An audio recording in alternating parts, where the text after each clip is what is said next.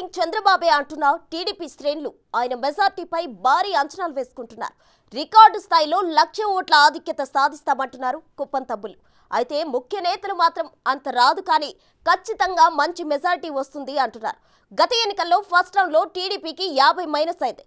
అయితే ఈసారి మాత్రం 50,000 మెజార్టీ దాటుతుందని కోర్టులో పందాలు సాగుతున్నాయి.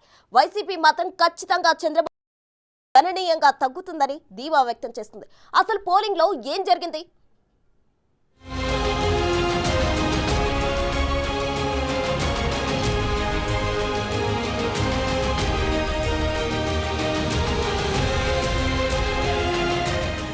టీడీపీ అధినేత మాజీ ముఖ్యమంత్రి చంద్రబాబు నాయుడు మెజార్టీపై కుప్పంలో జోరుగా పందాలు సాగుతున్నాయి. అమెరికా నుంచి అనంతపురం వరకు సిబిఎన్ మెజార్టీపై బెట్టింగులు నడుస్తున్నాయట.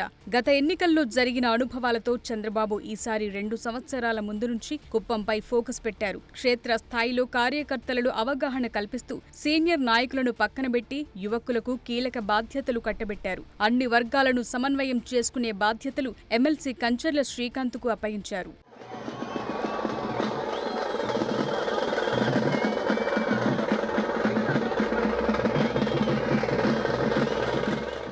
శ్రీకాంత్కు బాధ్యతలు అప్పగించినప్పటికీ అటు నార భువనేశ్వరి సైతం కుప్పం నియోజకవర్గ పరిస్థితులు ఎప్పటికప్పుడు తెలుసుకుంటూ తన సొంతదైన హెరిటేజ్ టీంతో పరిస్థితిని సమీక్షించారు. పలుమార్లు చంద్రబాబుతో పాటు ఆమె కుప్పం పర్యటనలు చేస్తూ స్థానికులకు దగ్గరయ్యే ప్రయత్నం చేశారు. దాంతోపాటు నియోజకవర్గంలో అన్న క్యాంటీన్లు, పీఈఎస్ మెడికల్ కాలేజ్ ఏర్పాటు, ఎన్టీఆర్ ట్రస్ట్ సహకారంతో నియోజకవర్గ వ్యాప్తంగా మెడికల్ క్యాంపులు విస్తృతంగా నిర్వహించారు. ముఖ్యంగా మహిళలకు స్కిల్ డెవలప్మెంట్ సెంటర్ల ద్వారా శిక్షణ ఇప్పించి వారికి మరింత దగ్గరయ్యారు.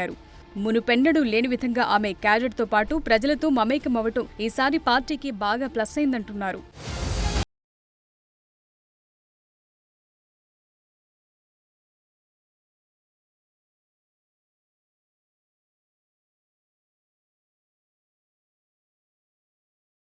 అలాగే కాంగ్రెస్ పార్టీ సీనియర్ నాయకుడు కుప్పం మాజీ ఎమ్మెల్యే దొరస్వామి నాయుడు కుమారుడు డాక్టర్ సురేష్ టీడీపీలో చేరటం, ఆయనకు పార్టీ పరంగా సముచిత ప్రాధాన్యత ఇవ్వటం కూడా టీడీపీకి కలిసి వచ్చింది. ఇక లోకేష్ యువగళం పాదయాత్ర కూడా కుప్పం నుంచి ప్రారంభం కావటం కూడా ప్లస్ అయిందంటున్నారు. వైసీపీ నుంచి ఎమ్మెల్సీ భరత్ను మంత్రిని చేస్తానని సీఎం జగన్మోహన్ రెడ్డి ప్రకటించారు. దాంతోపాటు జగన్ 3 సార్లు కుప్పంలో పర్యటించారు.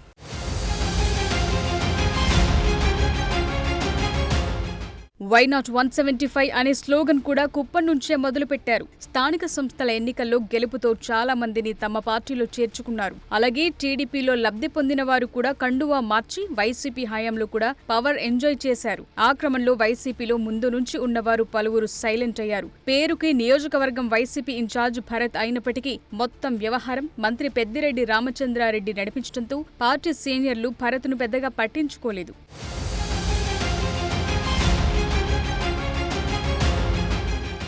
నియోజకవర్గంలో గుడిపల్లి, శాంతిపురం, రామకుప్పం, కుప్పం మండలాలతో పాటు కుప్పం మున్సిపాలిటీలో తమకు తిరుగులేదని వైసీపీ భావించింది. స్థానిక సంస్థల ఎన్నికల ఫలితాలతో అతి ధీమాకు పోయినట్లు కనిపించింది. అయితే చంద్రబాబుపై కుప్పం నియోజకవర్గ వాసులకు వ్యక్తిగత పాటు మారుమూల కుప్పం అభివృద్ధి అక్కడి నుంచి వరుసగా 7 సార్లు గెలిచిన చంద్రబాబు వల్లే సాధ్యమైందన్న అభిప్రాయముంది. ఇక చంద్రబాబు కుప్పం వాసులు సొంతంగా ఆర్థికంగా ఎదగటానికి సహకరించారన్న మౌత్ పబ్లిసిటీ టీడీపీకి ఇంకా ప్లస్ అయిందంటున్నారు. ఇటు చూస్తే గత 5 ఏళ్లలో కుప్పంలో ఒక్క అభివృద్ధి పని కూడా వైసీపీకి మైనస్గా మారిందంటున్నారు.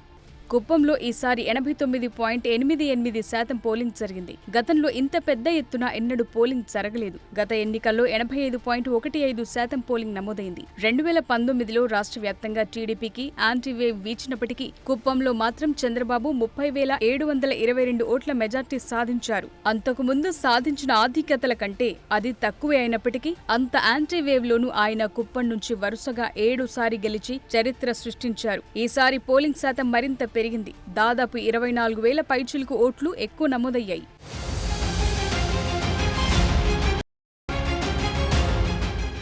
ఆ క్రమంలో తమ పోల్ మేనేజ్మెంట్ సక్సెస్ అయిందని, పోలింగ్ శాతం తమ లక్ష్యానికి దగ్గరగా ఉందని అంటున్నారు టీడీపీ నేతలు. మరోవైపు వైసీపీ వారు కూడా ఖచ్చితంగా తమ లక్ష్యాన్ని సాధిస్తామని అంటున్నారు. అయితే స్థానిక సంస్థల ఎన్నికల్లో జరిగిన హింస, బయట వ్యక్తులు వచ్చి దాడి చేయటం, చంద్రబాబు పర్యటనల సందర్భంగా రాళ్ల దాడులు, నామినేషన్ టైంలో భువనేశ్వరి కాన్వాయ్ని దూరంగా ఆపివేయటం లాంటి ఘటనలతో పాటు చంద్రబాబు అరెస్ట్ టీడీపీ క్యాడర్లో కసిని పెంచడంతో పాటు ఓటర్లలో సానుభూతి పెంచిందంటున్నారు విశ్లేషకులు.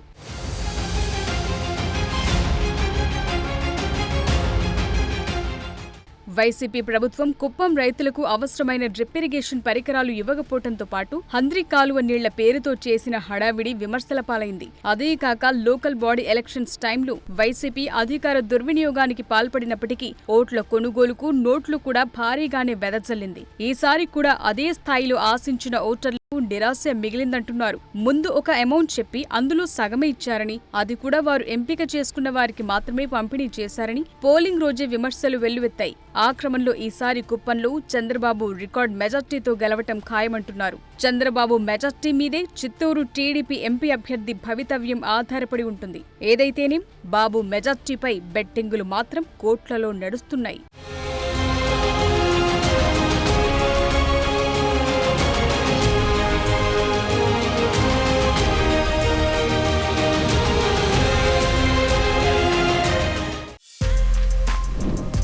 For more videos like this, subscribe Big TV channel.